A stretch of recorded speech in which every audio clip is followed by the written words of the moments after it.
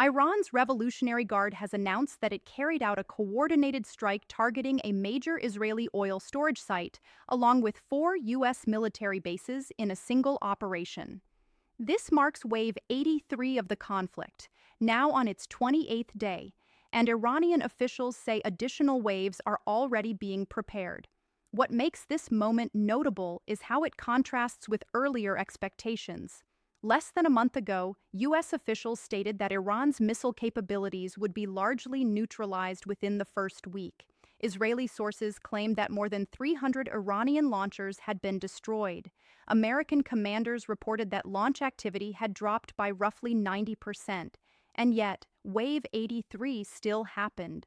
This latest barrage included advanced ballistic missiles equipped with multiple warheads, along with precision strikes aimed at disabling the very systems designed to intercept them.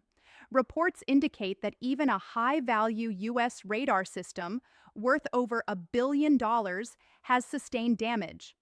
At the same time, maritime traffic through the Strait of Hormuz, a critical global oil choke point, has been severely disrupted, with some days seeing no ships pass through at all. This raises a key question. How is Iran continuing to penetrate one of the most advanced missile defense networks in the world, despite claims that its capabilities have been significantly reduced? Thanks for being here on American Unfiltered. Your support helps keep these updates coming. If you want to stay informed, consider subscribing and liking the video. Now, let's break this down.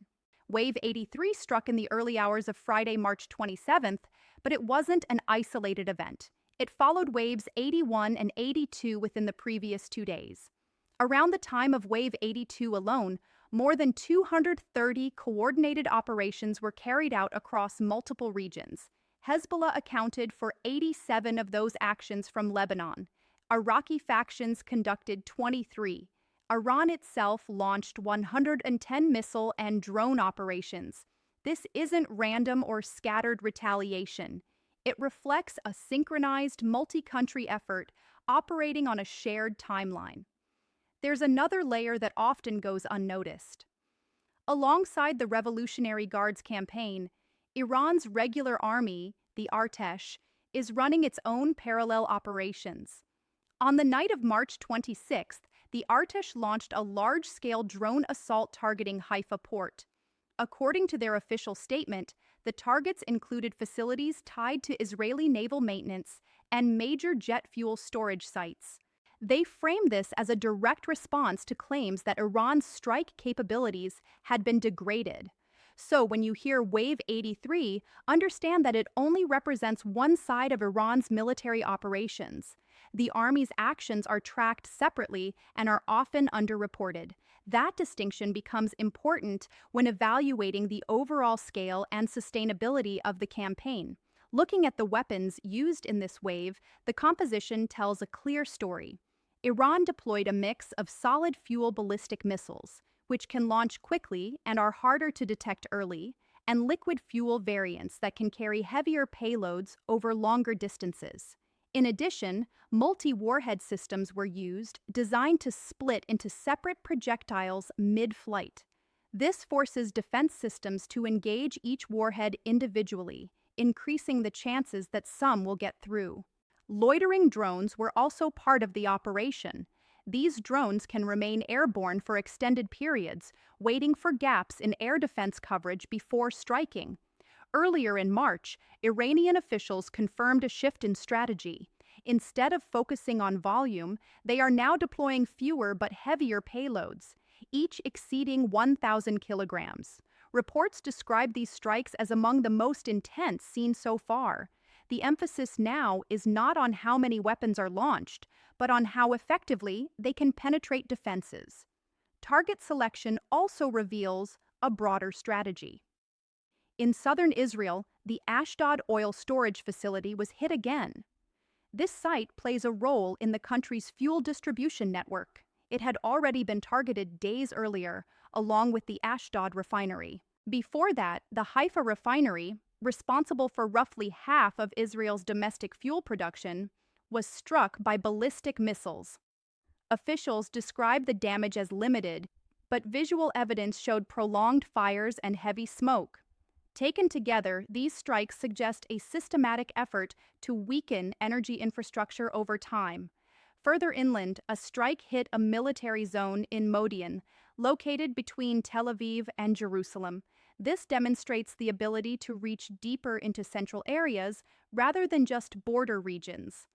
On the U.S. side, several bases were targeted in this wave. Al Dhafra Air Base in the UAE has been hit repeatedly.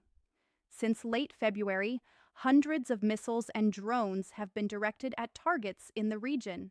Satellite imagery has shown damage to radar systems and communications infrastructure. Iran has identified this base as a launch point for operations against its positions. Al Udeid Air Base in Qatar, one of the largest U.S. military hubs in the region, was also struck. Earlier in the conflict, a ballistic missile damaged a high-end early warning radar system used to track incoming threats across thousands of kilometers. Other locations, including bases in Kuwait and Bahrain, were targeted as well. In some cases, strikes focused specifically on maintenance facilities, drone control systems, and missile defense infrastructure. This is a key point. Some of these strikes are not aimed at offensive assets, but at defensive systems themselves. Despite ongoing claims that Iran's capabilities have been heavily reduced, the scale and complexity of these operations suggest otherwise. While some estimates suggest significant damage to Iran's launch capacity, other intelligence assessments indicate that only a portion of its arsenal has been confirmed destroyed. Meanwhile, Wave 83 has already taken place, with advanced systems still in use. Beyond the battlefield, the economic impact is expanding globally.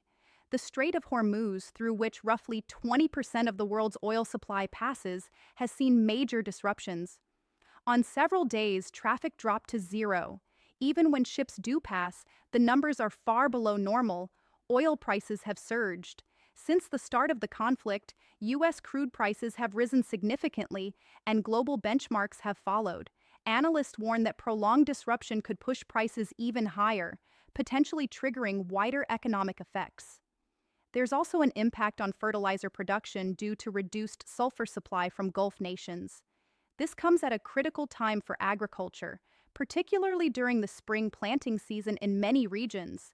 Governments are already taking measures in response, from energy conservation policies to fuel rationing. Finally, there's the cost imbalance between offense and defense. Intercepting a single incoming missile can cost millions of dollars, while some of the drones being used cost a fraction of that to produce. This creates a situation where defending against sustained attacks becomes increasingly expensive over time. Diplomatic efforts so far have not led to a resolution. Proposals have been rejected, and public statements from leadership on multiple sides have shifted rapidly. At the same time, military activity continues without pause. The broader question now is not simply who is ahead, but what an endpoint to this conflict would actually look like, especially when neither side has clearly defined what victory means. Thanks for watching American Unfiltered. Share your thoughts in the comments. Do you think this pace of operations can continue? And how do you see this ending? If you want more updates like this, don't forget to subscribe and like the video.